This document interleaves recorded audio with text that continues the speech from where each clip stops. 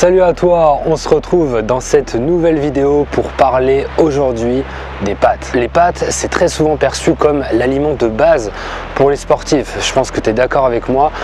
Quand tu vas demander à quelqu'un, c'est quoi pour toi l'aliment parfait entre guillemets pour les sportifs, 99% pour ne pas dire 100% des gens vont te dire c'est les pâtes. C'est vraiment le standard pour les sportifs. Alors déjà avant tout, c'est quoi les pâtes? De quoi sont composées les pâtes?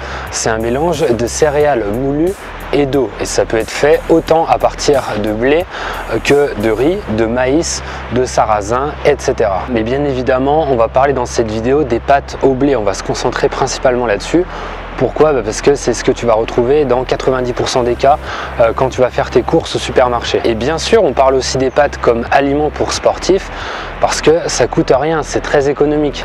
Et comme les besoins sont augmentés quand on est sportif, on mange un peu plus que la moyenne des gens, ça peut être un choix qui est pertinent. Et ça, petite parenthèse, c'est un point qui est très intéressant parce qu'on ne se remet jamais en question par rapport à ça. Ce que je veux dire par là, c'est qu'on veut toujours aller au moins cher. Alors je ne vais pas critiquer ça bien sûr, je comprends, on n'a pas tous le budget pour acheter des aliments un peu plus chers, mais simplement on ne se remet pas forcément en question. C'est plutôt ça pour moi qui est intéressant à se demander, c'est est-ce que tu te remets en question par rapport à tes priorités? On en parlera éventuellement dans une vidéo spécifique, mais je pense que c'est vraiment quelque chose d'important de te demander c'est quoi pour toi tes priorités. Parce que beaucoup de personnes vont dire que manger des aliments de qualité ça coûte cher, mais en parallèle elles sont prêtes à acheter un portable 1000 € et puis à mettre un abonnement pour regarder Netflix tous les mois, à payer ça tous les mois. Donc après, c'est vraiment une histoire de priorité, une histoire de choix. Quels sont les choix? Quelles sont tes priorités dans la vie? Moi, personnellement, l'alimentation, c'est quelque chose qui est vraiment important. Après, c'est à toi vraiment de définir tout ça. Mais pour moi, c'est quelque chose qui est capital. Je préfère mettre de l'argent dans mon alimentation que sur des choses comme ça, des loisirs un petit peu, qui ne sont pas forcément utiles pour moi, qui ne vont pas m'apporter, on va dire, vraiment une santé optimale, une santé globale, autant au sens physique qu'au sens mental, qu'au sens psychologique. Alors c'était juste une petite parenthèse comme ça, mais c'était important pour moi d'en parler, d'essayer vraiment que tu prennes un petit peu de recul sur tout ça. Je suis pas du tout là pour te juger, mais essaie vraiment de te demander c'est quoi tes priorités dans la vie. Donc maintenant on va revenir au sujet. Les pâtes c'est pas cher et c'est censé en parallèle être un aliment pour les sportifs. Et en soi c'est pas totalement faux, ça reste vrai. Et pourquoi? Parce que ça contient beaucoup de glucides à index glycémique moyennement élevé. Et ces glucides avec des index glycémiques qui sont pas trop élevés sont intéressants parce qu'ils vont t'apporter de l'énergie à tes muscles durant tes entraînements sous forme de glycogène qui va se transformer en glucose et aller se diffuser dans le sang pour être acheminé jusqu'à tes muscles. Et en plus de ça, les pâtes à base de blé ou même d'une autre source de céréales, on va le voir après, contiennent beaucoup de protéines. C'est quelque chose qui est intéressant pour toi en tant que sportif. Si c'est pas des pâtes fraîches, si c'est pas des pâtes aux œufs, pense à regarder quand même derrière, mais voilà, 90% des pâtes, quand c'est pas mentionné pâtes fraîches, logiquement il n'y a pas de problème, c'est vegan. Donc si tu es vegan comme moi, c'est parfait. Maintenant, si on va un peu plus en détail, un peu plus en profondeur, on peut voir que les pâtes contiennent une petite déficience en lysine. Donc la lysine c'est quoi? C'est un acide aminé essentiel, autrement dit un composant des protéines. Mais après, on ne consomme pas vraiment les pâtes pour les protéines, c'est plutôt pour les glucides, donc c'est pas forcément un problème. En fait, ce qu'il faut vraiment comprendre avec les pâtes, c'est qu'en soi c'est un aliment qui est intéressant, mais si tu fais les bons choix, autant au niveau de la préparation, on va le voir tout de suite, que au niveau du choix des pâtes en elles-mêmes, parce qu'il y a plusieurs variétés et il y en a certaines qui sont plus intéressantes que d'autres. On va donc voir les actions que tu devrais éviter, que je te conseille d'éviter de mettre en place quand tu veux manger des pâtes, et que faire à la place. Et déjà la première chose à faire, la première chose à éviter, ça va être de choisir des pâtes blanches. Pourquoi? Parce que les pâtes blanches ont un index glycémique qui est très élevé. Il est similaire, quasi similaire à celui du sucre blanc. Et donc c'est vraiment quelque chose de néfaste parce que qui dit index glycémique élevé dit que ça va entraîner une hypoglycémie réactionnelle. Et ça veut dire quoi en clair? Ça veut dire que ça va aller se stocker plus facilement et plus rapidement sous forme de masse grasse. Et alors là c'est quoi la solution? C'est simple, c'est privilégier les pâtes complètes. L'index glycémique va être plus faible, ça va moins se stocker sous forme de masse grasse et l'énergie va être diffusée plus lentement sur le temps dans ton organisme pour que tu puisses l'utiliser sur plusieurs heures comme ça pour ton entraînement. Et au-delà de ça, les pâtes complètes ont une valeur nutritionnelle qui est juste supérieure aux pâtes blanches. C'est-à-dire que tu as plus de fibres, tu as plus de vitamines, tu as plus de minéraux Et ça c'est top. Et au niveau des fibres, ça c'est intéressant parce que ça va également permettre une digestion plus lente dans ton organisme. Et ça c'est grâce à l'enveloppe externe du grain qu'on a conservé dans les pâtes complètes. Dans les pâtes blanches, on a supprimé cette enveloppe externe et ça va enlever vraiment une bonne partie du potentiel micronutritionnel de la graine, du blé. Et ça clairement c'est dommage parce que cette enveloppe externe qu'on retrouve dans les pâtes complètes va permettre une assimilation plus lente, une meilleure satiété et une énergie plus diffuse sur le temps. Alors si tu as des intestins qui sont un peu fragiles, ce que tu peux mettre en place, c'est passer sur une version semi-complète, des pâtes demi-complètes. Ce que tu vas pouvoir aussi mettre en place, c'est diminuer les quantités. Tu n'es pas obligé de te gaver de pâtes comme ça pour avoir énormément de glucides. Les stocks en glucides sont pas non plus, les besoins on va dire sont pas énormissimes. Tu n'as pas besoin de te mettre 200-300 grammes de pâtes comme ça à chaque repas. Il faut vraiment prendre un petit peu de recul par rapport à tout ça. Diminue les doses, passe sur une version semi-complète et ça devrait être nickel. Alors je te disais que les pâtes complètes contiennent un peu plus de vitamines et de minéraux. Le truc, c'est que bien évidemment pendant la cuisson, peut-être que tu le sais, mais la cuisson ça va éliminer quand même une grande partie des vitamines et des minéraux. Mais voilà, ça reste quand même plus intéressant de passer sur une version pâte complète que sur des pâtes blanches. Et le truc également à savoir, c'est que si tu choisis des pâtes complètes ou semi-complètes, essaie si possible de passer sur des pâtes bio. Donc des pâtes semi-complètes ou complètes bio. Pourquoi? Parce que l'enveloppe externe que tu vas garder avec les pâtes complètes ou semi-complètes est chargée en pesticides. Elle va se charger en pesticides si c'est pas bio. Donc c'est pour ça que c'est quand même plus intéressant, plus pertinent de passer sur une version bio, si tu as les moyens bien sûr. Ensuite, une autre action à mettre en place, enfin du moins à éviter, c'est de consommer des pâtes à cuisson rapide. Ça c'est vraiment à bannir. Pourquoi? Parce que déjà c'est les pâtes blanches, mais en plus de ça, la cuisson rapide, ça sous-entend qu'il y a eu une pré-cuisson qui a été mise en place pendant le processus de fabrication. Il y a une pré-cuisson qui a été faite par les industriels et ça va augmenter l'index glycémique. Donc clairement déjà de base, les pâtes blanches c'est pas top par rapport à l'IG, l'index glycémique qui est très élevé, mais en plus de ça, cet index glycémique est amené à être encore plus élevé si c'est des pâtes à cuisson rapide. En parallèle, toujours en lien avec la cuisson des pâtes, donc imaginons que tu as fait les bons choix, maintenant tu es passé sur des pâtes demi-complètes ou complètes et bio si possible, ce que tu peux mettre en place également, c'est éviter de trop cuire les pâtes. Pourquoi? Parce que si tu cuis trop tes pâtes, c'est pareil, l'index glycémique va exploser. Et au-delà de ça, le truc c'est que les vitamines du groupe B, il semblerait qu'elles s'évacuent dans l'eau de cuisson. Tu vas perdre une partie des vitamines B.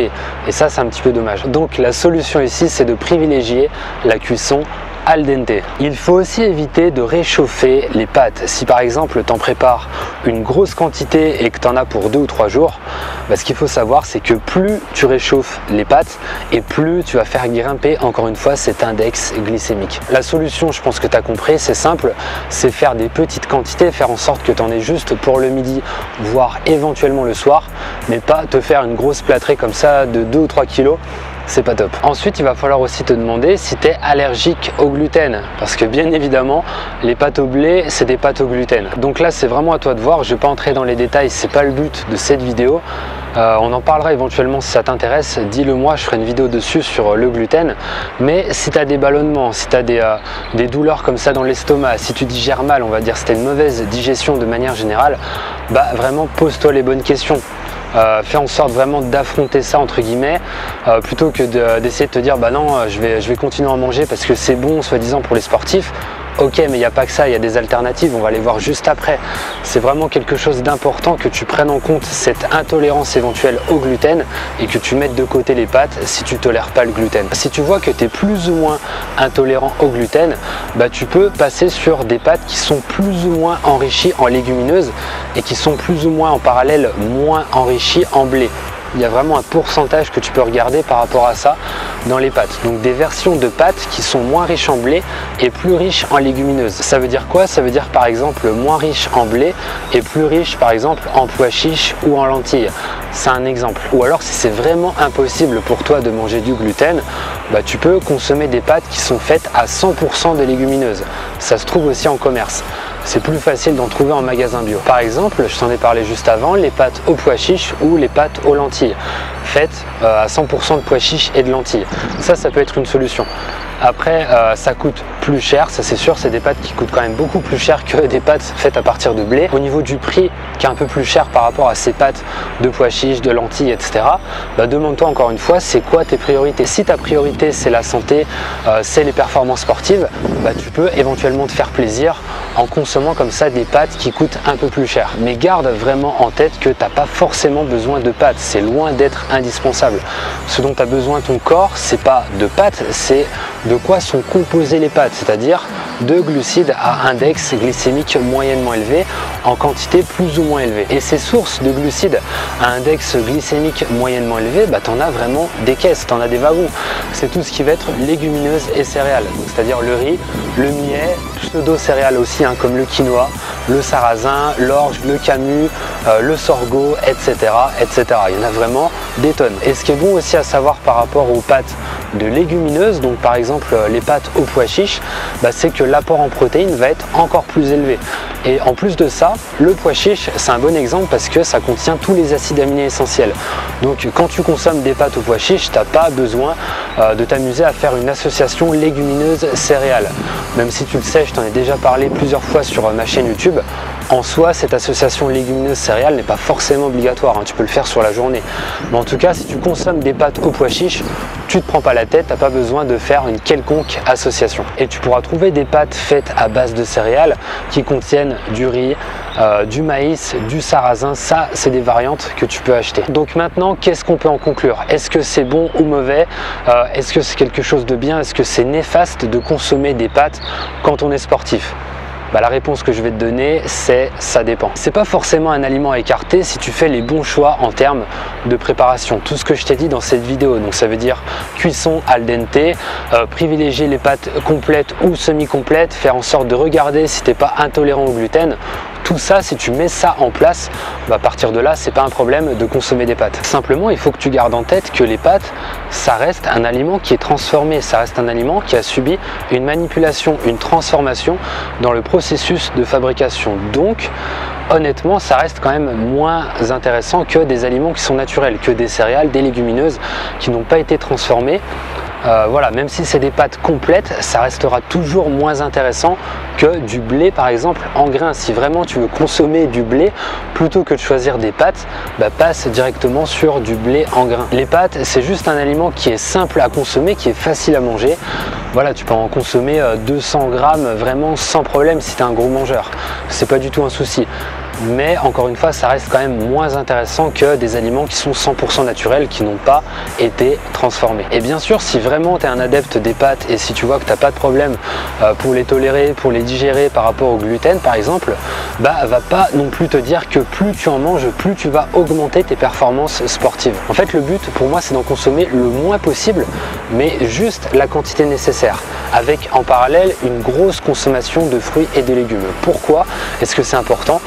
Tout simplement parce que ça va te permettre d'avoir une meilleure digestion, ça va te permettre d'augmenter ton assimilation des nutriments de manière globale, ça va te permettre aussi d'avoir plus d'énergie, de mieux récupérer, d'avoir moins de courbatures, etc., etc. Ne te focalise pas que sur les glucides, que sur ces glucides à index glycémique moyennement élevé. Ok, ça va augmenter tes stocks de glycogène, mais c'est important aussi de te dire qu'en parallèle, ça peut détraquer comme ça ta digestion parce que tu en consommes trop. Va pas non plus te gaver de pâtes comme ça simplement parce que c'est riche en glucides. Personnellement, avant, je consommais beaucoup de pâtes. Je pense que c'était en moyenne peut-être une fois par jour, en moyenne, après ça dépend des jours. Et je me suis rendu compte que depuis que j'ai diminué déjà la quantité de pâtes et aussi la fréquence de consommation de pâtes sur la semaine, avec en parallèle en mettant en place des actions au niveau augmentation de ma consommation de fruits, de légumes, d'épices, d'aromates, etc. Tout ça, d'avoir une qualité d'alimentation optimale dans son ensemble, j'ai largement progressé beaucoup plus en fait. J'ai vraiment amélioré mes progrès parce que le but c'est encore une fois pas de consommer que des glucides. Il n'y a clairement pas que ça à mettre en place en fait. Il y a beaucoup d'avantages à diminuer plutôt le plus possible ces apports en glucides, tout en consommant bien sûr suffisamment par rapport à ton sport et tes objectifs. mais en parallèle d'avoir vraiment une qualité d'alimentation qui est optimale. Donc maintenant je te laisse mettre tout ça en place. Je te laisse aussi partager cette vidéo autour de toi si ça peut aider d'autres personnes. Et si tu veux aller plus loin, je te laisse télécharger ton guide gratuit nutrition sportive vegan, les conseils pour bien démarrer, les erreurs aussi à ne pas commettre. Je te mettrai ça à l'écran. Pendant le générique, il y aura un petit livret qui va apparaître. Tu auras juste à cliquer dessus et ce sera aussi le premier lien en description sous cette vidéo. Entraîne-toi avec le cœur, mange avec le cœur.